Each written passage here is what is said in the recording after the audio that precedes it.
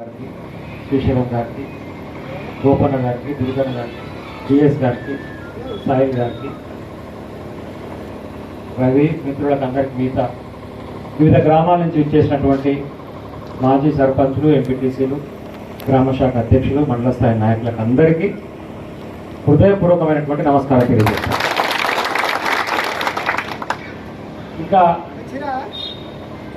ఉన్నటువంటి వాతావరణం, స్థానిక సంస్థల ఎన్నికలు జరుగుతాయా జరగవా? నువ్వు రెండో ఎప్పుడు మనకు జరుగుతున్నావు కోట్ల పంచాయతీ, అందరు దానికి ఉత్కంఠతో చూస్తున్నాం. ఎన్నికలు జరుగుతాయా జరగవా? అసలు మనం ఎదురు చూసిన దానికంటే ఎవడైతే అబద్ధపు ప్రచారాలతో 6 గ్యారంటీలు అయినటువంటి అబద్ధపు ప్రచారాలతో 420 దొంగ హామీలతోని 420 అయినటువంటి ఈ తెలంగాణ రాష్ట్రానికి ముఖ్యమంత్రి అయినటువంటి మన దౌర్భాగ్యం రేవంత్ రెడ్డి చేసేటువంటి పనుల వల్ల ఎంత నష్టం జరుగుతున్నదనేటువంటి విషయాన్ని అర్థం చేయడం కోసం కేసీఆర్ గారు, కేటీఆర్ గారు నిర్ణయం తీసుకొని కాంగ్రెస్ బాకీ కార్డుని మనం ఇవ్వాలి, వాళ్ళు గ్యారంటీ కార్డు అని చెప్పేసి ఇంకా సంతకాలు పెట్టి ఇచ్చారు.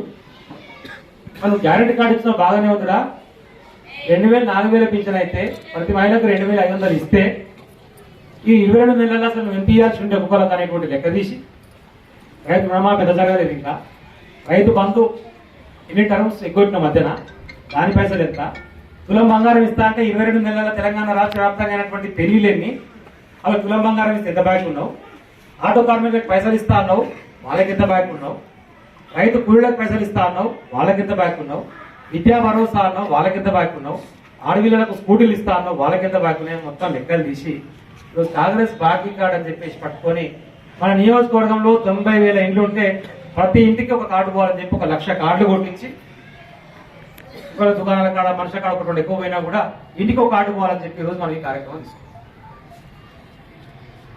ఎన్నికల సందర్భంతో సంబంధం లేకుండా తీసుకున్న నిర్ణయం ఎందుకు అనుకున్నాము అంటే అసలు ఎన్నికలు పెట్టే ధైర్యం ఇంకుందా? అసలు పెట్టే ధైర్యం ఉంటే ఇప్పటికి సర్పంచ్ అయిపోయి ఎన్ని రోజులు అవుతుంది, ఎంపీటీసీ అయిపోయి ఎన్ని రోజులు అవుతుంది, సోయుందా అసలు ఈ ప్రభుత్వానికి ఏమైనా? కేంద్ర ప్రభుత్వం నుంచి రావాల్సినటువంటి నిధులు గ్రామాలలో సర్పంచులు, పాలక మండలి ఉంటేనే వస్తాయి. మనం ఉన్నప్పుడు 15th ఫైనాన్స్ ఉండే, మన ప్రభుత్వం పోయిన తర్వాత 16th ఫైనాన్స్ వచ్చింది ఆల్రెడీ. 16th ఫైనాన్స్ నుంచి ఈ ఏడాది రావాల్సినటువంటి డబ్బులు కథమైపోయింది. ఎందుకంటే ఇక్కడ సర్పంచ్ లేరు కాబట్టి ఈ ఏడాది 15 అనుకోవచ్చు. ఇప్పుడు కూడా నిర్వహించడానికి ఎన్నికలు నువ్వు రేపు మార్చి వరకు 2వ సంవత్సరం కూడా స్వాహా, పైసలు లేవంటే ఒక దిక్కు, 2 కోసుక తిన్నూరు పీక తిన్నూరు అని మాట్లాడతావు. మరి కేంద్ర ప్రభుత్వం నుంచి రావాల్సినటువంటి డబ్బుల కోసమైనా కనీసం ఎన్నికలు నిర్వహించాలి కదా. పోలీస్ సర్పంచ్ కనీసం గుర్తు కూడా లేదు కదా, అంత భయం ఎందుకైతుంది నీకు? ఎన్నికలు నిర్వహించడానికి అంత భయపడుతున్నట్టు అర్థం ఏంటి? కాంగ్రెస్ పార్టీ వాళ్ళు ఈ రోజు కనుక ఓట్ల కోసం ఊర్లలో పోతే అన్ని తరిమేసే పరిస్థితి ఉన్నది కాబట్టి ఆ ఓట్లకు భయం. ఇది వాస్తవం నేను చెప్పేది. ఏడికి పో ఇందాక చెప్పి యుగంధర్ యూరియా లైన్ ముచ్చట ఒక్క తిట్ల కన్నమ్మ తిట్లు, నీ అమ్మ ఇద్దరు అయితే ఆత్మహత్య చేసుకున్నాను బయట బతుకుతున్నా నాకు అర్థమైంది. ఎక్కడ తిట్లు, ఎక్కడి మాటలు అంటే ఆక్రోశం, బాధ, కళ్ళ ముందర పంట ఎండిపోతుంటది, యూరియా కొట్టలేకపోతున్నాం, నీళ్ళు ఇయ్యలేరు. మనం తల్లాడి కేసీఆర్ గారు కాళేశ్వరం కట్టిన తర్వాత ఎస్ఆర్ఎస్పీ మన కాలువలకు లింకు చేసినాం కాబట్టి 4 ఏళ్ళు దాదాపు 9 పంటలకు కంటిన్యూగా 24 గంటలు నీళ్ళు పెట్టినాం. కాలువలో ఉన్నాయా? ఇప్పుడు అడిగినాం వస్తున్నాయా ఇలాంటి ఎక్కడ వచ్చి మన వర్షాలకే చెల్లిండే. ఇప్పుడు అవసరం లేవు కాబట్టి పైన మిలుగుతాయి కాబట్టి ఉత్తరాన్ని వదిలిపెట్టాడు. మనకు అవసరం ఉన్నాడు పంపిస్తాడా?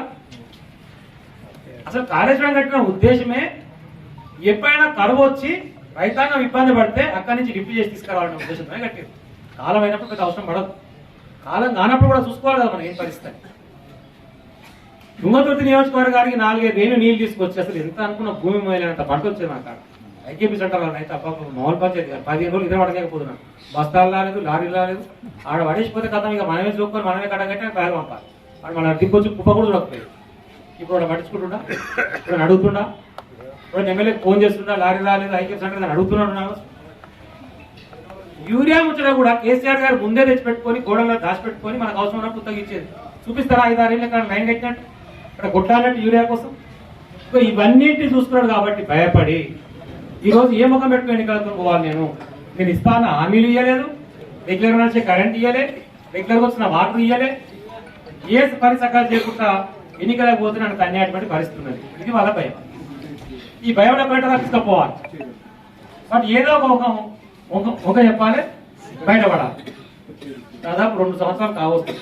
ఇక డిసెంబర్ వస్తే 2 ఏళ్ళనే ఇప్పటిదాకా ఎన్నికలు పెట్టకుండా ఇంకా దాడి వేసినటువంటి ప్రయత్నం. దానికి కూడా తెలుసు బీసీల రిజర్వేషన్ 42% బీసీల రిజర్వేషన్ అనేటువంటి పంచాయతీ.